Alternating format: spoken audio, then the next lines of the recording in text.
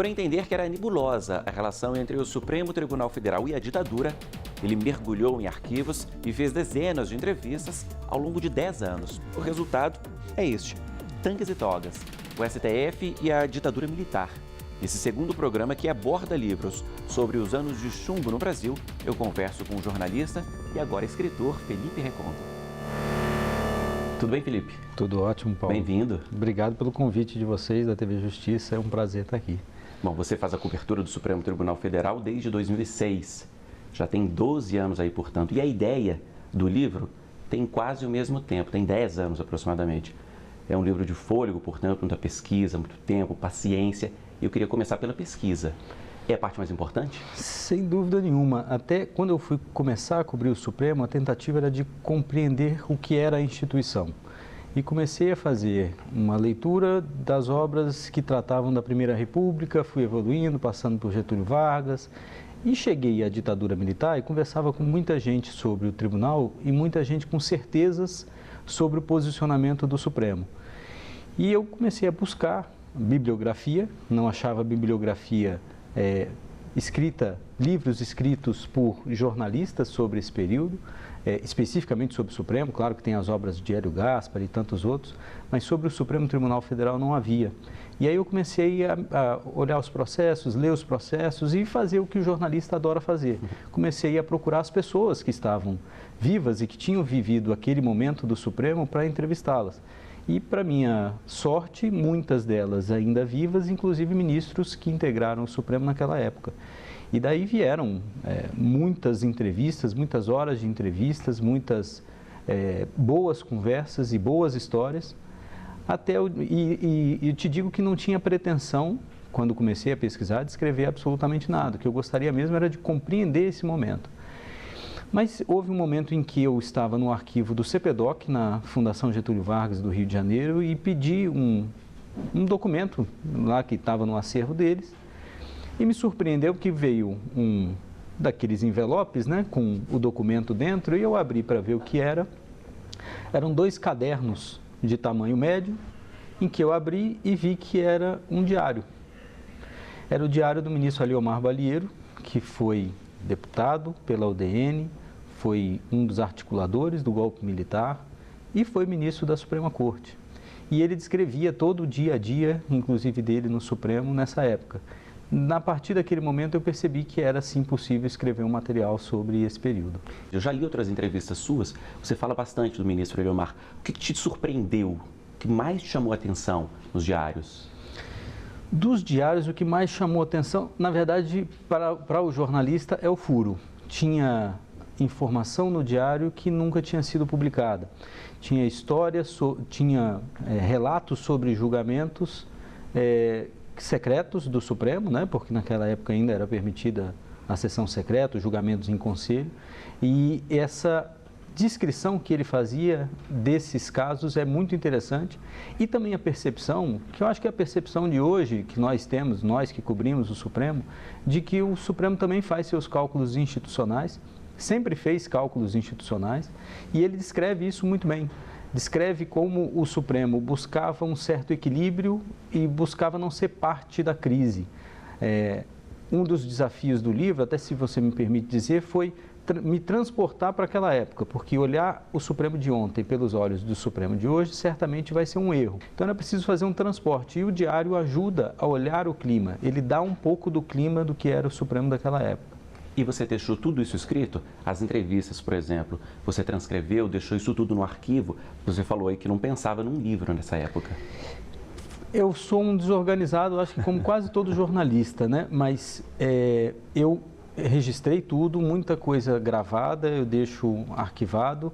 Transcrever foi impossível, porque só com o ministro Pertence são mais de 20 horas de entrevista, com o ministro Brossat também foram mais de 10 horas de entrevista, mas tudo gravado, tudo condensado em HDs, né? Afora todas as anotações que eu fazia da cobertura de hoje do Supremo. A cobertura do Supremo também ajuda a olhar a instituição dessa forma, como instituição, e não como um tribunal isolado. O Supremo não nasceu hoje, não nasceu com Celso de Mello, Marco Aurélio, Carmen Lúcia, Barroso, etc. Ele nasceu em 1891, já vindo de uma estrutura do Império, e ele vai se conformando ao longo do tempo. Então, é preciso uma visão também pretérita e escalada, estruturada do que é o tribunal para descrevê-lo nessa época também. Eu tenho muita curiosidade sobre o processo de escrita mesmo do livro. Nesses 10 anos aí que começou lá atrás de pesquisa, você foi escrevendo aos pouquinhos, sentou e escreveu tudo de uma vez. Na semana passada, por exemplo, a gente conversou com uma escritora, ela se isolou, foi para um mosteiro e fez o livro quase todo lá. Como é que é o seu processo? Que sorte a dela, porque o meu processo foi, como a pesquisa era absolutamente despretensiosa, ela foi sendo feita aos poucos. Para ler os diários do ministro Balieiro, eu demorei alguns anos, porque eram 5 volumes, numa caligrafia, óbvio, particular. Eu não tinha acesso ao documento digitalizado, porque ele custava caro, e eu, imagine, não estava com nenhum projeto específico, pedia cópia em papel, ficava todo dia no Comitê de Imprensa do Supremo, enquanto cobria os julgamentos, com uma lupa e um lápis, fazendo a transcrição dos diários. E eu não pude parar a cobertura do Supremo, então eu escrevia à noite, nos finais de semana, nas férias, aproveitava também as férias para viajar e pesquisar nos arquivos do Rio de Janeiro, aqui no Arquivo Nacional em Brasília, mas a escrita foi sempre noturna. Falando sobre o livro agora, né, mais especificamente, ele pega essa relação do Supremo com a ditadura militar e você fala assim, olha, eu sempre achei que era uma relação nebulosa. Foi isso que te levou a ele? Foi a dúvida sobre como o Supremo se portou nesse período. Como eu disse, eu ouvia as pessoas, perguntava para elas, para os advogados daquele tempo, para os ministros, inclusive, de hoje, qual a percepção que eles tinham desse tribunal. E eu ouvia muitas opiniões certeiras, muita convicção de que o Supremo foi ou uma coisa ou outra. E a gente sabe que num tribunal composto por homens, esse maniqueísmo é praticamente sempre errado. E eu queria, no mínimo, ter aquela certeza que eles tinham. Eu queria formar o meu convencimento sobre como o tribunal atuou nessa época. E aí foi dessas pesquisas e dessas leituras que eu fui tentando descrever ou formar uma opinião sobre esse período. E no final das contas, as pessoas que se dispuserem a ler o livro não vão ver uma opinião muito clara sobre isso, justamente porque percebo que é praticamente impossível, primeiro, se julgar uma instituição. Quem começa a escrever e quer julgar já começa errado. E segundo, que há diferentes percepções e possíveis percepções sobre esse período. O que eu tento fazer no livro é dar subsídios para as pessoas formarem o seu próprio juízo. Agora, isso surgiu ao longo da pesquisa, né? Porque eu perguntaria o seguinte, esse já era o seu ponto de partida? Olha, eu não vou tomar partido se apoiou ou se resistiu, mas isso surgiu ao longo do trabalho, né? Essa foi uma premissa minha. Eu comecei com HD zerado. Eu queria entender. E quem quer entender não começa com uma hipótese. E eu realmente ouvia muitas pessoas de lados diferentes dessa história, com opiniões muito convictas, e eu pensava que as duas poderiam até ter razão, suas razões. Então eu comecei realmente do zero.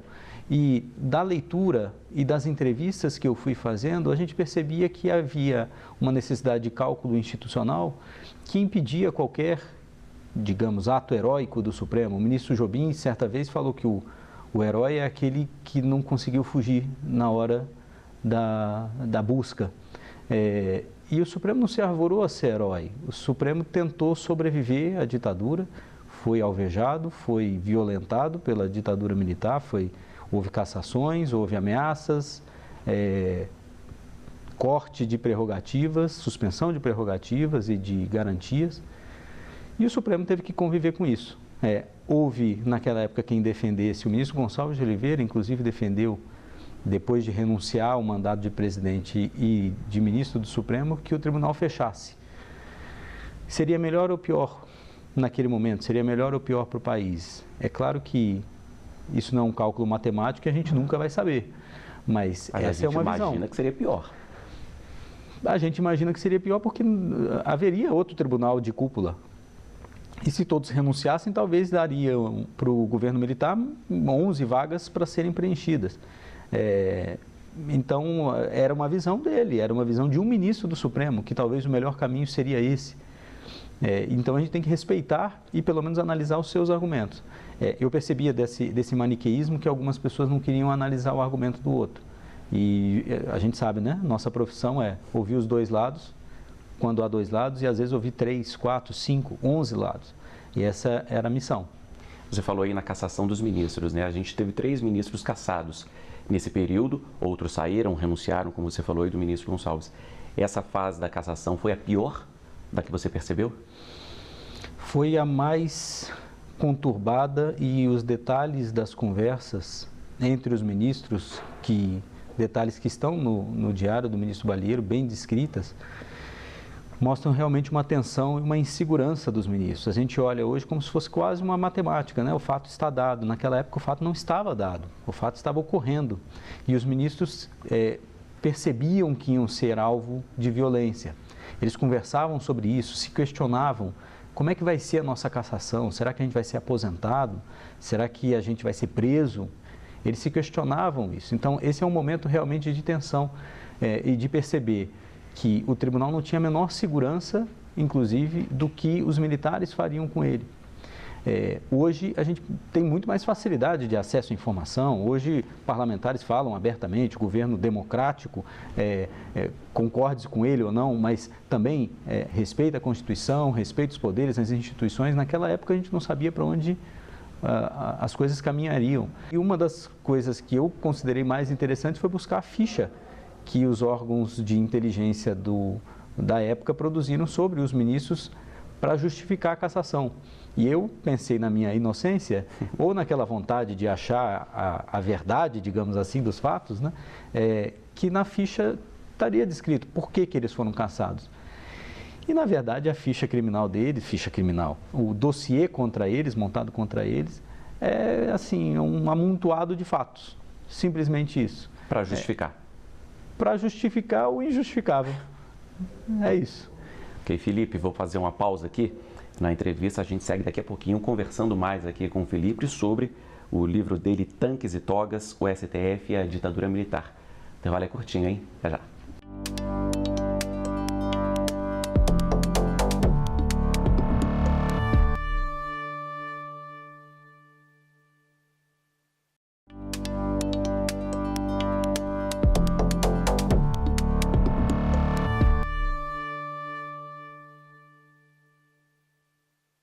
O Iluminuras já está de volta. Eu sigo essa nossa conversa aqui com o Felipe Recondo, autor de Tanques e Togas, o STF e a Ditadura Militar. Voltando ao que a gente completava aqui no bloco anterior, Felipe, a gente falava sobre a cassação dos ministros, dos 3 ministros.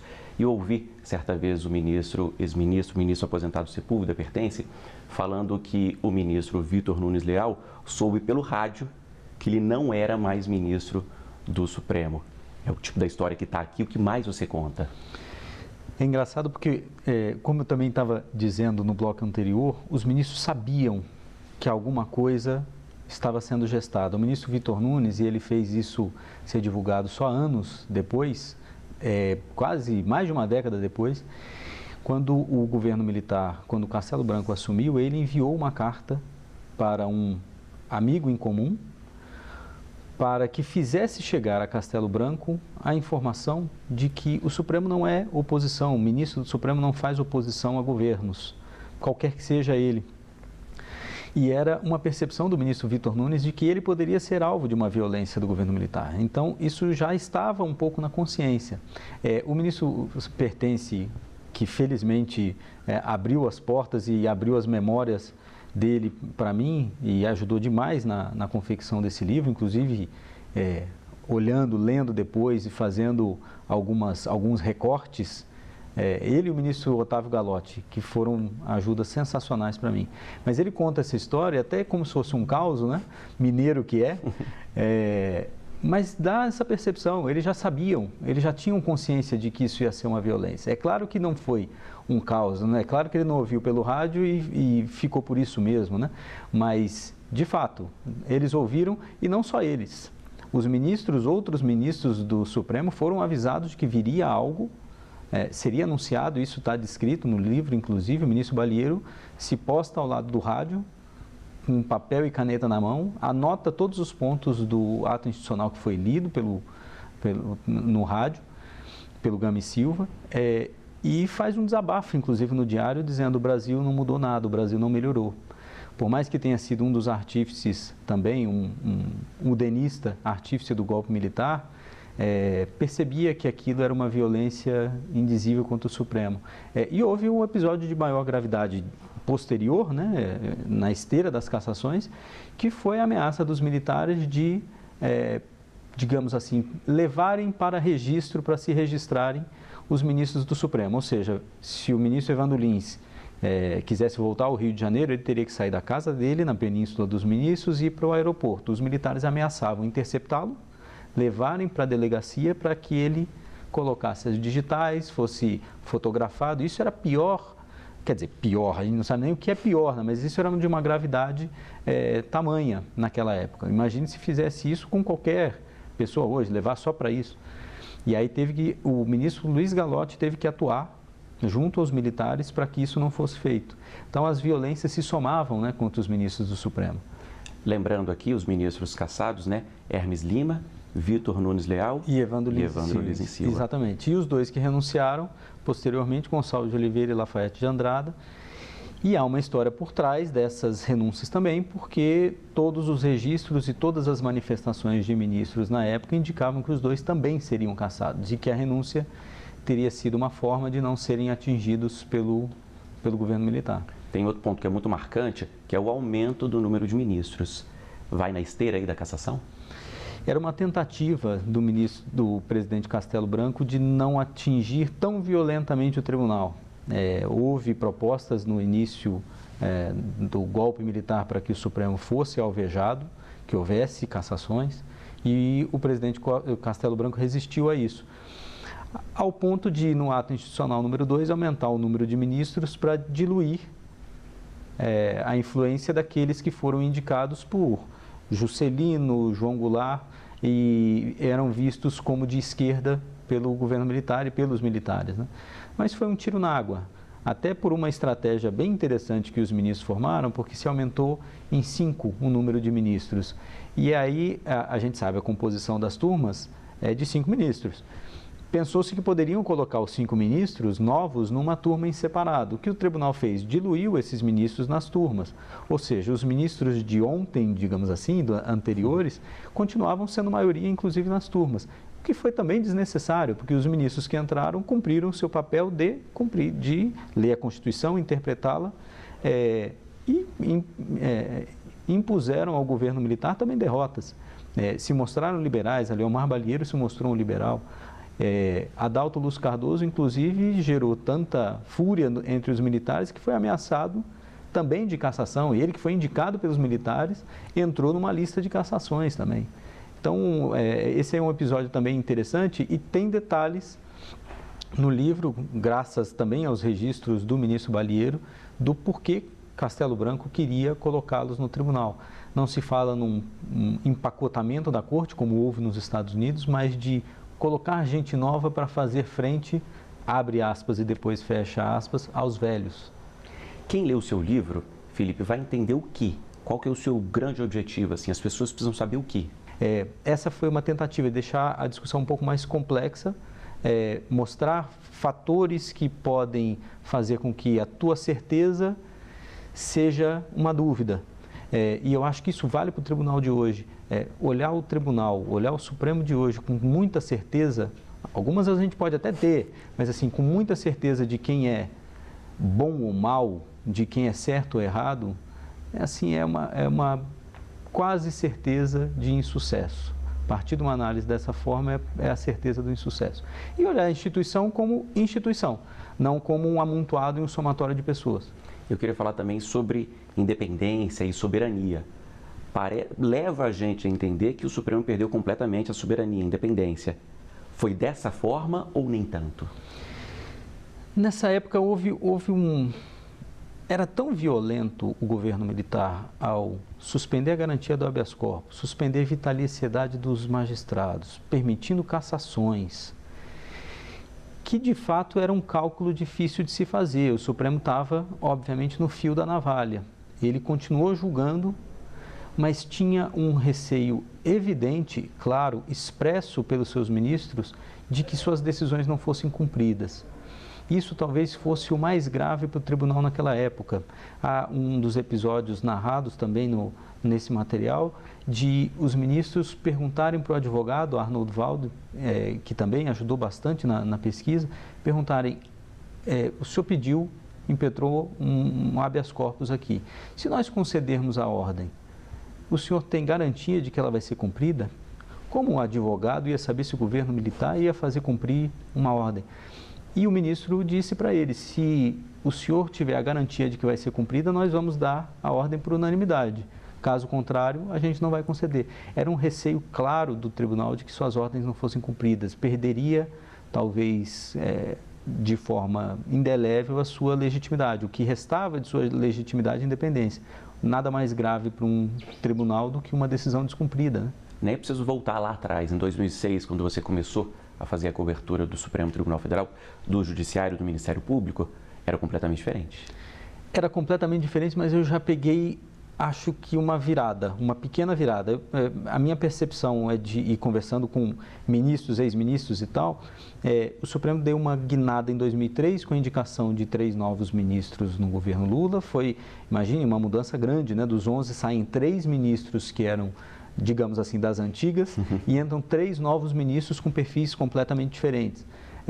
Dali já há uma mudança grande, e a saída do ministro Moreira Alves é marcante para o tribunal, ela é definidora.